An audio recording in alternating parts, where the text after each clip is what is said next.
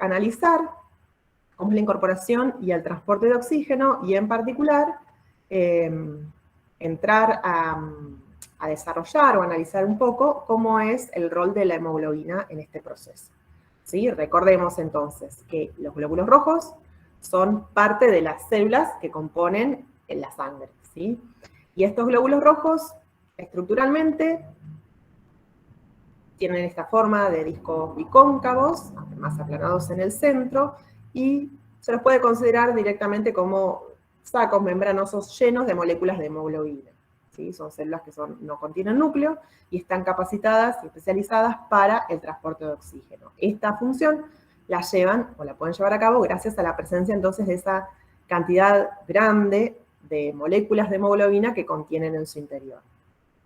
Cada una de estas moléculas de hemoglobina, ¿sí? Que es una proteína, tiene una estructura química particular. Están formadas por una porción proteica, que son las cadenas de globina. Tiene concretamente 4 cadenas de globina, 4 subunidades, y cada una de esas cadenas de globina, que está plegada tridimensionalmente, tiene un bolsillo en donde se aloja un anillo de constitución orgánica, ¿sí? Que es el anillo hemo, o grupo hemo, el cual está formado entonces por una porción orgánica hecha de carbonos, nitrógenos y oxígenos, y por un centro inorgánico que es un átomo de hierro en estado reducido, o hierro ferroso. ¿Sí? Este átomo de hierro en estado reducido es fundamental para que la hemoglobina lleve a cabo su rol de transporte de oxígeno, porque es a este átomo de hierro donde se asocia o se pega, entre comillas, la molécula de oxígeno que va a ser transportada por estos glóbulos rojos. En conclusión, cada molécula de hemoglobina tiene 4 grupos hemo, ¿sí? Cada uno alojado en una de las estructuras tridimensionales de las cadenas de globina. Por lo tanto, cada molécula de hemoglobina puede transportar como máximo 4 moléculas de oxígeno.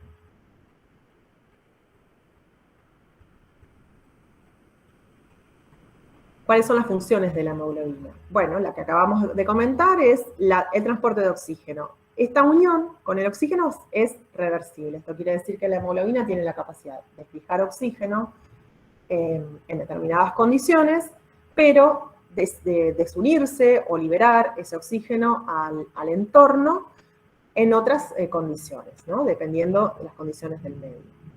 La hemoglobina tiene la capacidad de unir 4 moléculas de oxígeno. En su forma desoxigenada, se conoce como desoxihemoglobina, tiene una coloración rojo oscura, mientras que en la forma oxigenada, es decir, cuando la hemoglobina se asocia con esas moléculas de oxígeno, adopta la forma o el nombre de oxihemoglobina, o hemoglobina oxigenada, y adquiere una tonalidad de rojo vivo, rojo brillante. Estas diferencias, digamos, de tonalidad entre las dos variantes de la hemoglobina, desoxigenada y oxigenada, tienen que ver con, acá están marcados los espectros de absorción de la luz a diferentes longitudes de onda de estas moléculas. Estas moléculas son pigmentos, ¿sí? Tienen la posibilidad o la capacidad de absorber determinadas longitudes de ondas de la luz y dejar pasar otras. Entonces, la hemoglobina desoxigenada o desoxihemoglobina tiene mayor capacidad de absorción en una luz de longitud de onda de 600 nanómetros, o sea, en la gama de los rojos, mientras que la oxihemoglobina tiene la capacidad de absorción de la luz en el espectro infrarrojo, entre 900 y 940 nanómetros. Esa diferencia en cuanto a su capacidad de absorber las diferentes longitudes de onda es después uno de los fundamentos de la oximetría de pulso que ustedes van a ver en el video. Esta oxigenación de la hemoglobina está asociada o está directamente relacionada con la presión parcial de oxígeno en el medio. ¿Sí? Vamos a ver que a mayor presión parcial de oxígeno es mayor cantidad o mayor porcentaje de moléculas de hemoglobina están oxigenadas. Pero además está regulada o modificada por diferentes factores. Estos factores son el pH, la concentración molar de protones, la presión parcial de dióxido de carbono que haya en el entorno, ¿sí?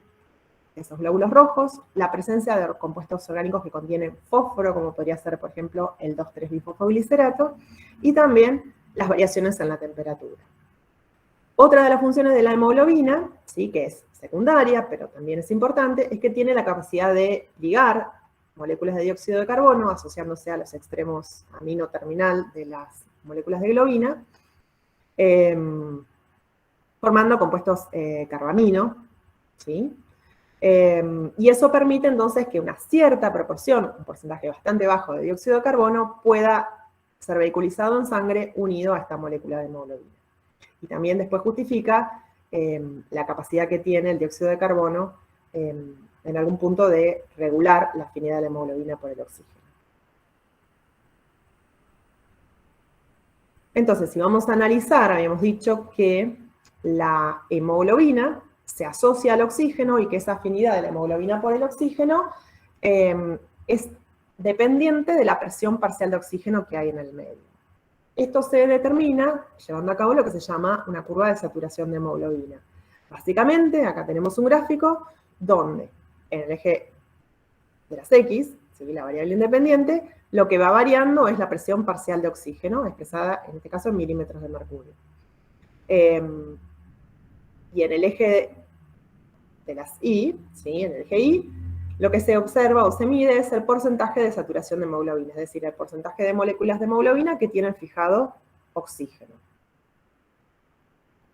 La forma que adopta esta gráfica es de tipo, se describe como sigmoidea, ¿sí? Tiene forma de S.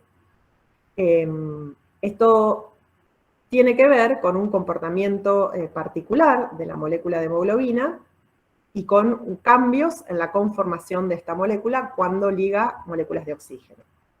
Esta curva de tipo sigmoidea la podemos nosotros construir en el laboratorio colocando para una determinada concentración de hemoglobina en distintos tubos de ensayo, ¿no?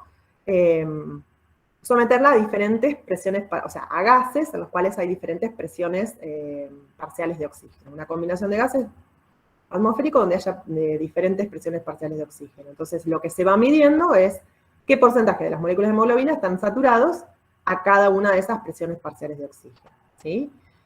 Vemos que cuando la presión parcial de oxígeno es de 100 milímetros de mercurio, la hemoglobina está prácticamente 100% saturada, ¿sí? Esto es una curva que se hace asintótica, nunca alcanza ese valor, pero, digamos, tiende a ese 100%, por más que la presión parcial de oxígeno se eleve por encima de 100 milímetros de mercurio, el porcentaje de saturación de hemoglobina no se va a elevar más.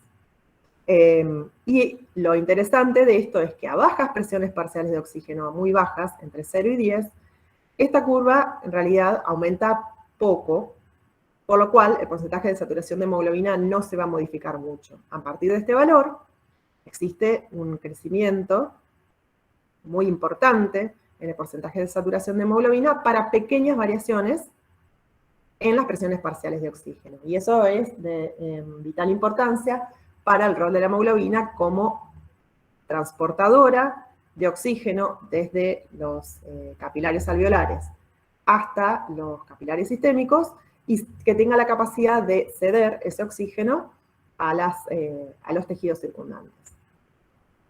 Entonces, a una presión parcial elevada, como es la que existe a nivel de los capilares pulmonares, la hemoglobina se satura prácticamente al 100%, es decir, todas las moléculas de hemoglobina van a incorporar oxígeno. Y a medida que esa sangre circula, a través de la circulación sistémica, y entonces la presión parcial de oxígeno va disminuyendo, hasta llegar a más o menos a las inmediaciones de los capilares de los tejidos, donde ronda los 40 milímetros de mercurio, puede andar cerca de los 30 milímetros de mercurio. Fíjense cómo rápidamente, a medida que disminuye la presión parcial de oxígeno en esta zona, el porcentaje de saturación de hemoglobina cae rápidamente. Esto quiere decir que el oxígeno se desprende de la hemoglobina y entonces queda liberado para que pueda difundir a las células y pueda ser incorporado para luego aprovecharlo en el proceso de la respiración celular. ¿Por qué tiene este comportamiento sigmoide? O sea, el fundamento, digamos, el modelo molecular que justifica o que explica este comportamiento o la obtención de esta curva sigmoidea tiene que ver con la estructura o la conformación tridimensional de esta molécula. La molécula se describe en dos formas, una forma tensa, que corresponde a la hemoglobina desoxigenada, que tiene una conformación tal, esas cadenas de globina están asociadas unas con otras de tal manera, que se dificulta el acceso del oxígeno a esos bolsillos donde está alojado el hemo. Recuérdense que el oxígeno, para poder ser transportado, tiene que unirse al hierro de los grupos hemo. Entonces, en la forma tensa o desoxigenada, la hemoglobina es poco receptiva al oxígeno. Cuando una molécula de oxígeno logra ingresar a cualquiera de estas 4 subunidades, o sea, se une a cualquiera de estos 4 grupos hemos, esto genera un cambio conformacional en esa subunidad, que como están asociadas por distintos tipos de interacciones con las otras subunidades, se traslada a las otras y genera una rotación relativa de esas subunidades unas respecto de la otra, lo que hace que ahora la molécula tenga esos huecos a donde debe ingresar el oxígeno como más disponibles, ¿sí? o más expuestos. Con lo cual es más fácil que el oxígeno ingrese a los 3 y se asocie a los 3 hemos restantes. A esto se lo conoce como efecto cooperativo del oxígeno o interacción hemo-hemo, y es un comportamiento que seguramente ustedes lo habrán visto en bioquímica, que es característico también de las enzimas que son alostéricas.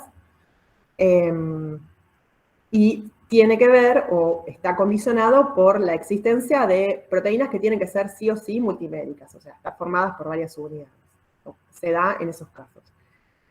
Cuando la hemoglobina se encuentra completamente oxigenada, se dice que está en su forma relajada, y corresponde a lo que se llama oxihemoglobina, y si uno de sus átomos de oxígeno, esas moléculas de oxígeno, logra salir de la unión con el hemo, automáticamente las otras 3 sufre un cambio conformacional que se traslada a las otras 3 subunidades y hace que esos oxígenos unidos en los otros huecos o en los otros bolsillos también se liberen. O sea que el efecto es reversible. O sea, puede ocurrir en un sentido y en el otro. Y eso es lo que justifica entonces este cambio tan notorio para ceder, para oxigenarse a medida que aumenta la presión parcial de oxígeno, pero también para desoxigenarse de manera notoria a medida que disminuye la presión parcial de oxígeno en esta zona, que precisamente corresponde a la presión parcial de oxígeno digamos que está presente en las inmediaciones de los capilares tisulares.